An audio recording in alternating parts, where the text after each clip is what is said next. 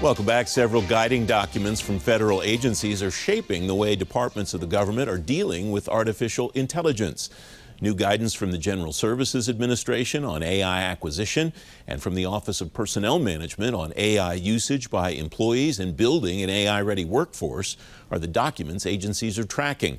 Seth Abrams is Chief Technology Officer for Homeland and Force Protection at Leidos. Seth, welcome. Thanks for joining me. Those are the policy and strategy documents that the government is looking at. What should they be thinking about, though, from an enterprise perspective about how AI intersects with the work they're trying to do across agencies?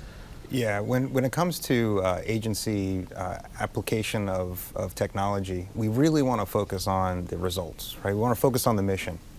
And what ends up happening is that when new technology comes in, there's a big rush to adopt to it. And what we want to do is we want to make sure that we keep control of the quality that you've established over time. We had a big switch to Agile, and with that switch, we introduced all these pipelines that introduced a lot of controls. And so when AI comes in, you want to make sure that those same controls are applied. When, from an enterprise perspective, what do you expect to see change, or what are you starting to see change already as agencies get more use cases put into pilot programs and put into actual use? Yeah, well, we're seeing a lot of back-end adoption, which is really great, right? Because I think that's the place where the AI really shines. When you have a massive amount of data and you need to comb through it and get more eyes on it, AI really shines.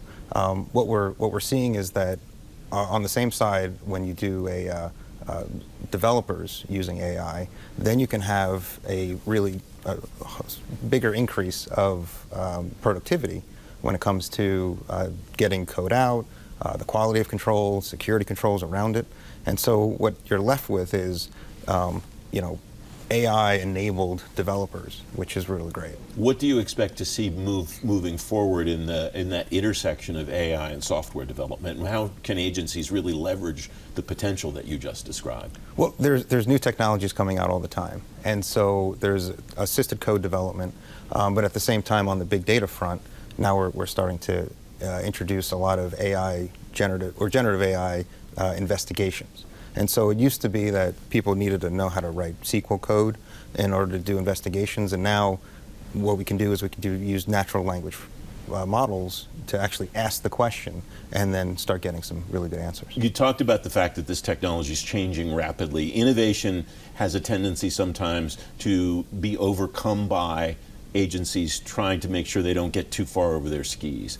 How are you seeing agencies that are successful at letting innovation bloom in this area do so within the guardrails that they need to stay in? Right, well, so at Leidos we set up a guardrail ourselves, right? So we have a framework for AI resilience and security. And so what that allows them to do is it allows them to experiment with AI and really adapt the new technologies that are out there, and at the same time have those guardrails. And so you can basically turn up the dial where it goes from, a person on the loop to person in the loop to person out of the loop, right? And so that dial mechanism is really what we're looking at, making sure that the agencies structure around. There are a lot of agencies that are telling me that kind of a sandbox, that ability to experiment, is really important to them. What's the advantage that the agency gains by doing that, by having that ability? Oh, it's huge. So what we think about the government is that it's where we get trusted answers from, right? And so to make sure that we don't have governments putting out answers that we're not supposed to.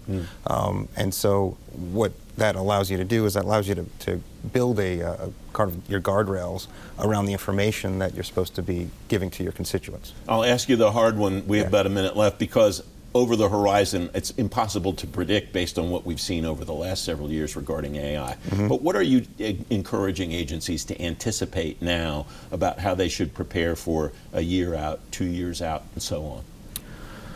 Well, there's two different sides to it, right? So agencies should be prepared for, being able to do a lot more with the data that they have, right? So don't get rid of it.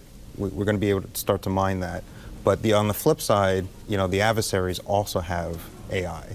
And so we're going to have to make sure that our AI defenses are up to speed as well. Seth, it's great to have you on the program. Thanks very much for your time today. Yeah.